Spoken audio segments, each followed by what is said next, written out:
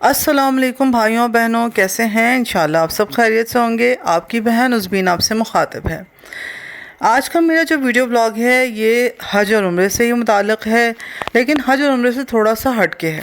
यानी इसमें ना तो आपको हज और उम्रे की तैयारियों से मुताल्लिक़ बातें मिलेंगी, ना ही हम आपको हज करने का तरीक़ा बताएंगे, ना उम्रे के फ़ज़ाइल बताएंगे और ना ही उम्रे से मुताल्लिक़ कोई ख़ास टिप देंगे, बल्कि हम उसी से रिलेटेड एक बहुत अहम मौजू पे बात करेंगे। वो ये कि जब भी हम यहाँ हज या उम्रे के लिए जाते हैं तो हमेशा हम खाने काबा के गिर्द तवाफ़ करते हुए 7 ही चक्कर लगाते हैं।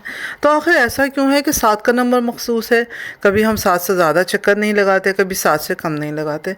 तो आज हम इस ब्लॉग में जानेंगे कि आखिर ये जो 7 के नंबर है इसकी क्या फ़ायदियत है, ये क्यों है, और क्या ये बहुत पहले ज़माने कदीम से चला आ रहा था, या फिर ये कि 7 नंबर ख़ास तौर पे हम मुसलमानों के लिए मखसूस किया गया।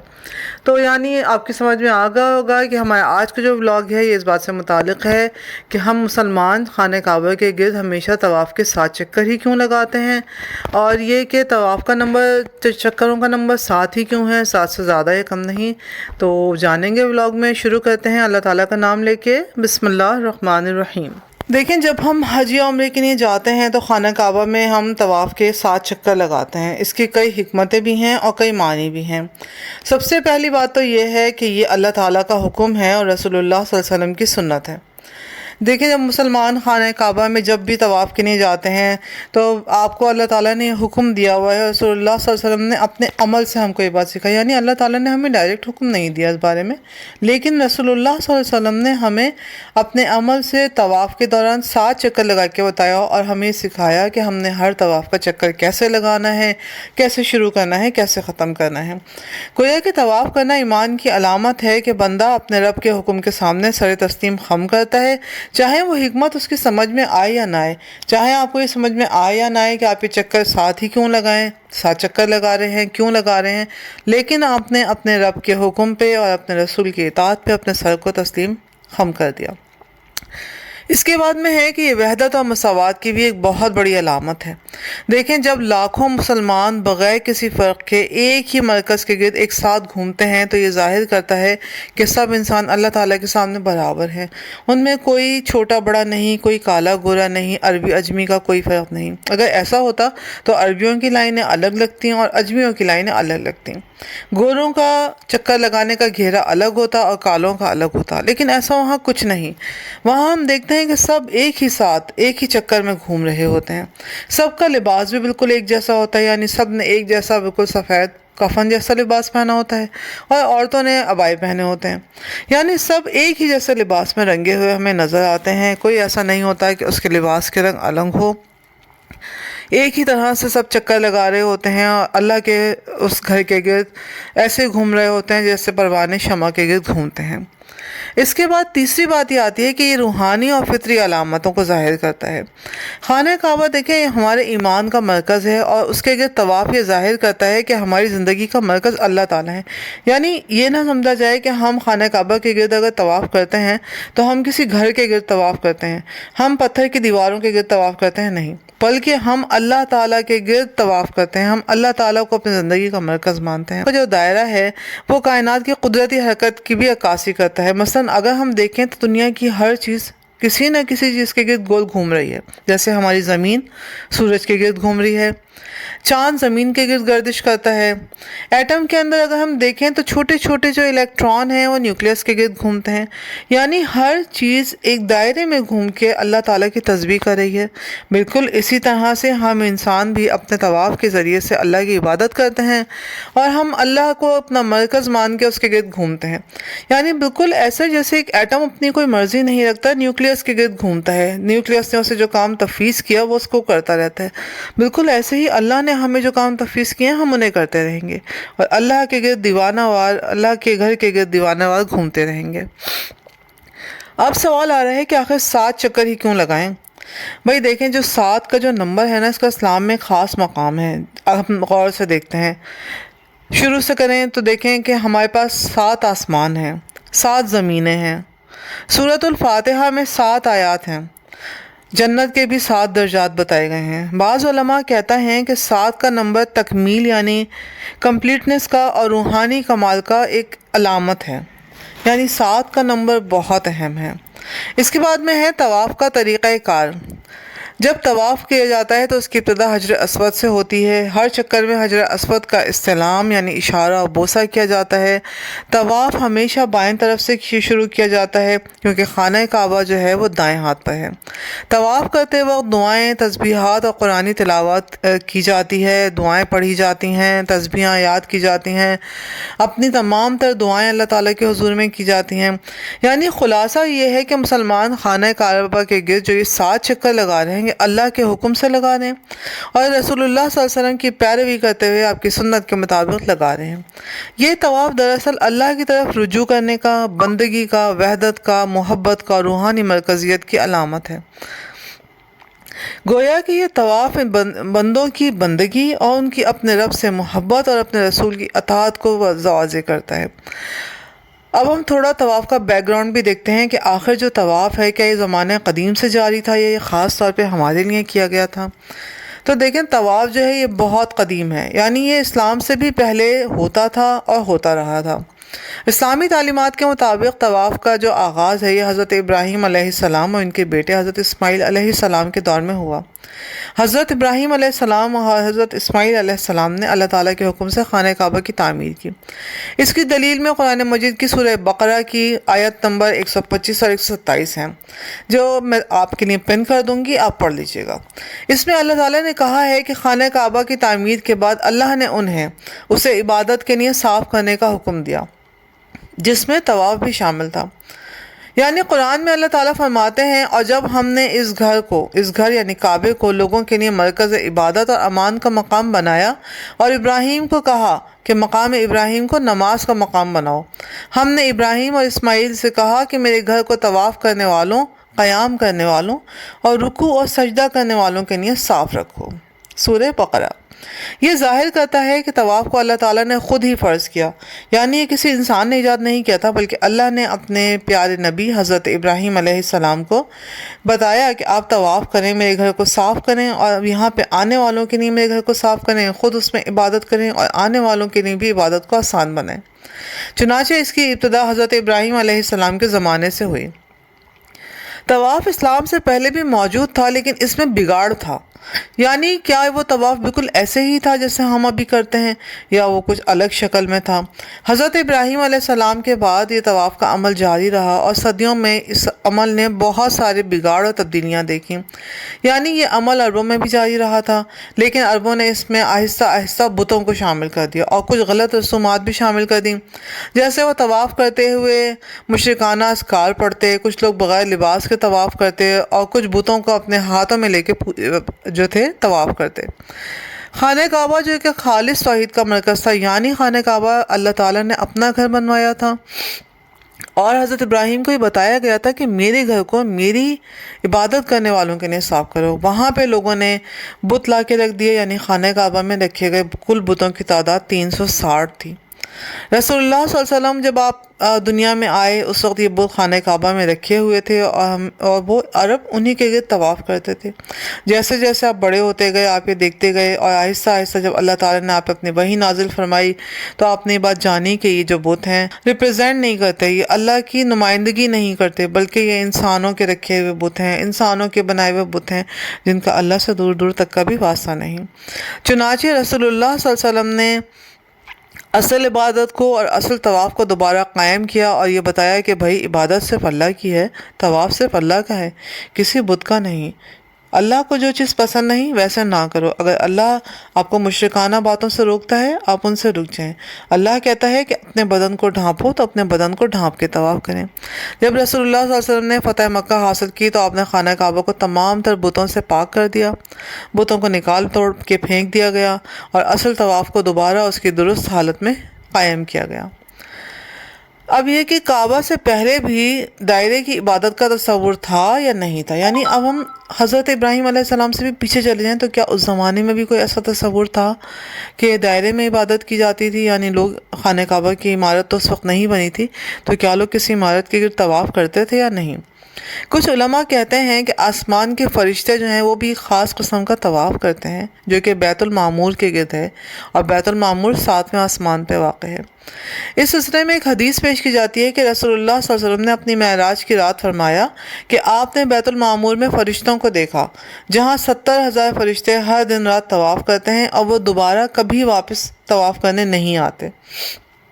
یہ صحیح بخاری کی حدیث ہے۔ گویا کہ طواف صرف زمینی عمل نہیں ہے بلکہ ایک کائناتی عبادت ہے، یعنی انسانوں سے پہلے فرشتے بھی یہ عبادت کر رہے تھے اور ابھی بھی کر رہے ہیں، کیونکہ فرشتے بیت المعمور کے گرد ہر وقت طواف کرتے رہتے ہیں۔ یعنی اب ہمیں اس سے یہ باتیں پتہ چلیں کہ طواف کی جو ابتدا تھی وہ حضرت ابراہیم علیہ السلام کے زمانے میں ہوئی۔ حضرت ابراہیم علیہ السلام نے خانہ کعبہ کی تعمیر کی اور اللہ تعالیٰ کے حکم سے تعمیر کی۔ اللہ تعالیٰ نے انہیں یہ حکم دیا کہ میرا گھر تعمیر کرو، اسے پاک صاف کرو، عبادت کے لیے خود بھی عبادت کرو اور آنے والوں کو بھی اس میں عبادت کرنے کا موقع دو۔ تاہم وقت کے ساتھ ساتھ یہ عمل بگڑتا چلا گیا اور عربوں کے زمانے میں بہت زیادہ بگاڑ کا شکار ہو گیا۔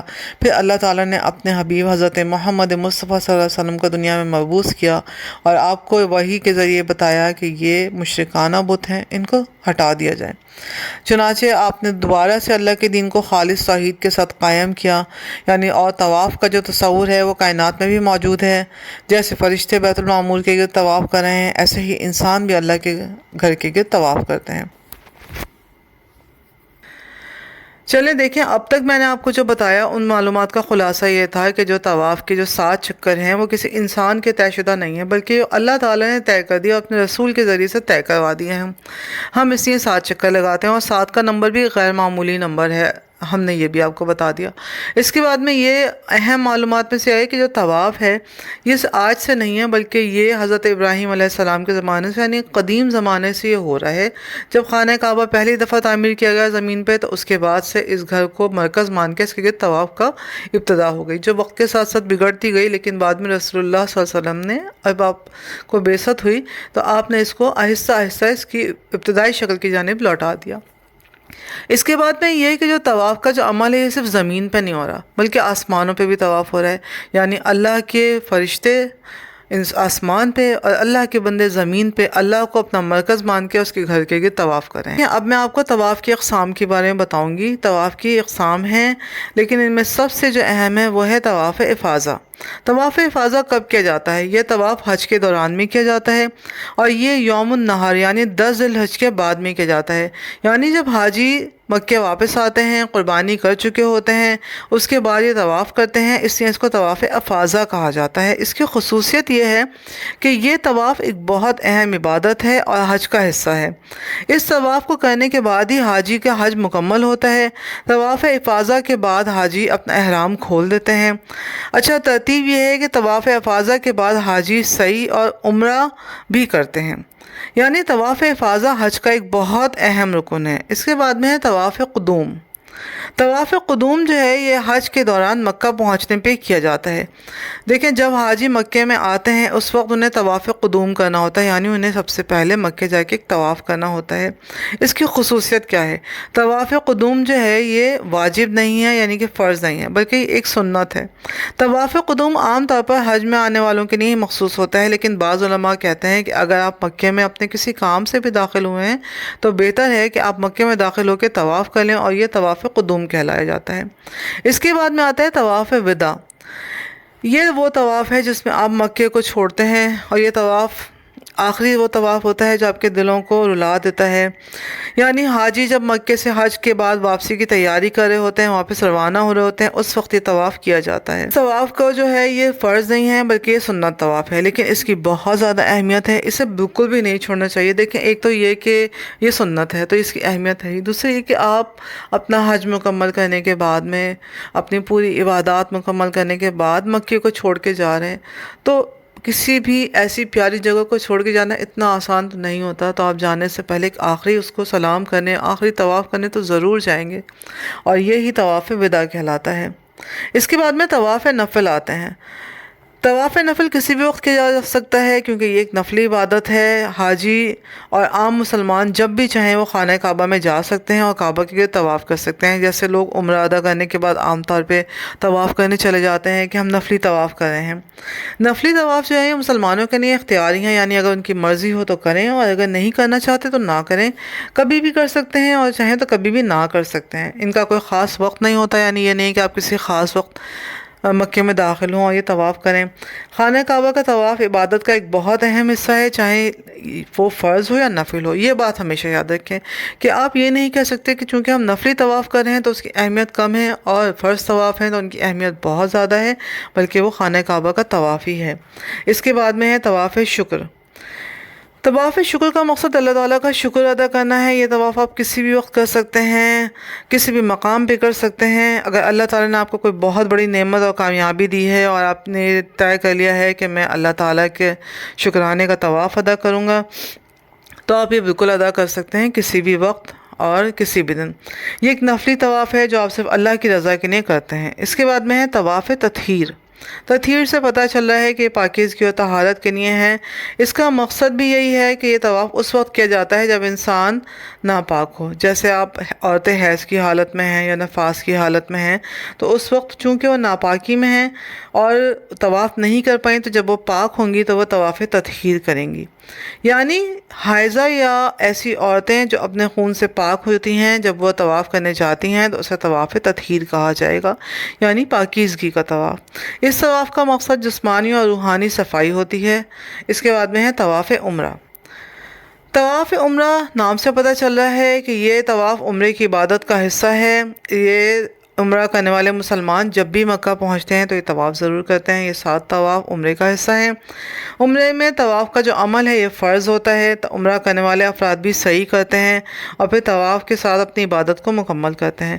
یعنی طواف عمرہ جو ہے یہ بہت اہم طواف ہے اور بالکل یہ فرض طواف ہے۔ اس کے بعد میں اب ہمیں یہ پتہ چلا کہ طواف افاضہ جو ہے وہ حج کے بعد جو ایک ضروری طواف ہے۔ طواف قدوم مکہ پہنچنے پہ کیا جائے گا۔ طواف وداع مکہ چھوڑتے وقت کیا جائے گا۔ طواف نفلی عبادت کے طور پہ ہے، آپ کبھی بھی کر سکتے ہیں۔ طواف شکرانہ یعنی آپ نے اللہ کا شکر ادا کرنے کی نیت سے طواف کی نیت کی تھی اور وہ طواف ادا کیا۔ طواف تطہیر یعنی ناپاکی سے پاک ہونے والوں کا طواف ہے۔ طواف عمرہ وہ طواف ہیں جو آپ عمرے کے درمیان میں کرتے ہیں۔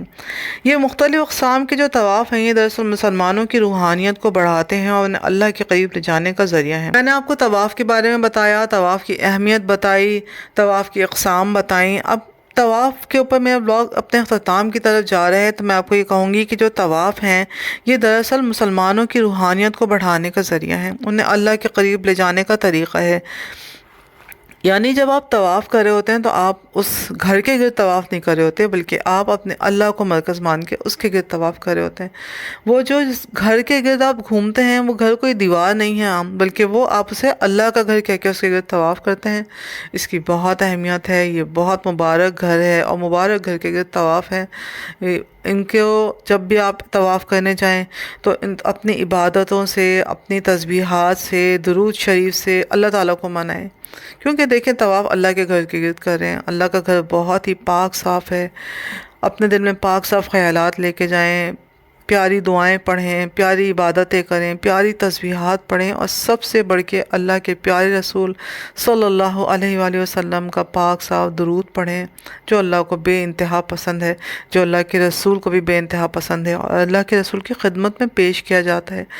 آپ کا ہر درود جو آپ پڑھتے ہیں وہ اللہ کے رسول کو پیش کیا جاتا ہے اور اللہ کے رسول اس کو پسند کرتے ہیں اور اللہ سے آپ کی سفارش کریں گے۔ تو جناب اس پاک گھر میں آپ یہ پاک عبادتیں کریں، پاک دعائیں کریں تو آپ جو مانگیں گے آپ کو ضرور ملے گا۔ اجازت دیں اپنی بہن کو، اور اگر مجھ سے اس بلاگ کے کرنے میں کوئی غلطی ہوئی ہو تو میں اللہ کے حضور میں اس کے لیے معافی طلب کرتی ہوں، اور یہ کہ میں نے بہت محنت سے یہ بلاگ بنایا تھا۔ امید ہے آپ لوگوں کو پسند آئے گا۔ اگر پسند آتا ہے تو میرے چینل کو لائک اور سبسکرائب ضرور کیجیے گا، اور چلیں اپنی بہن کو اجازت دیجیے، بس یہیں پہ اس کو ختم کرتے ہیں۔ اللہ حافظ، السلام علیکم۔ اچھا تو جناب میرے بلاگ کا اختتام ہو رہا ہے، اور میرے سب جاننے والے جانتے ہیں کہ میں ہمیشہ اختتام کو دعاؤں پہ اور درود پہ کرتی ہوں، تو میں دعائیں اور درود ضرور ڈالوں گی، انہیں ضرور پڑھیے گا، انہیں اپنی زندگی کا اور اپنے معمول کا حصہ بنا لیں، انہیں یاد کر لیجئے۔ یہ دعائیں بہت اہم ہیں، یہ دعائیں وہ ہیں جو حضرت ابراہیم علیہ السلام نے کی، ہمارے پیارے آقا صلی اللہ علیہ وسلم نے اللہ تعالیٰ سے کی، اور یہ دعائیں وہ ہیں جو قرآن مجید میں اللہ تعالیٰ نے خود بیان کی کہ یہ دعائیں کی جائیں، تو ان دعاؤں کی اہمیت سے کوئی انکار نہیں کیا جا سکتا ہے۔ یہ دعائیں ضرور پڑھا کریں، اور سب سے اہم درود شریف صلی اللہ علیہ وسلم کو پڑھنا اپنا معمول بنا دیں، کیونکہ اللہ تعالیٰ اور اللہ تعالیٰ کے فرشتے اور ملائکہ رسول اللہ صلی اللہ علیہ وسلم پہ درود بھیجتے ہیں، تو بھلا ہم کون ہیں جو ہم درود نہ بھیجیں۔ تو میں آخر میں درود کو اور دعاؤں کو پن کر دوں گی، انہیں ضرور پڑھیے گا، انہیں بالکل اسکپ نہ کیجیے گا، اور انہیں پڑھنا اپنی زندگی کا معمول بنا لیجیے گا، ٹھیک ہے؟ اللہ حافظ۔ اپنی بہن کو اپنی دعاؤں میں ضرور یاد رکھیے گا، اور پلیز میرے چینل کو لائک اور سبسکرائب کرنا بالکل نہ بھولیے گا۔ اللہ حافظ، السلام علیکم۔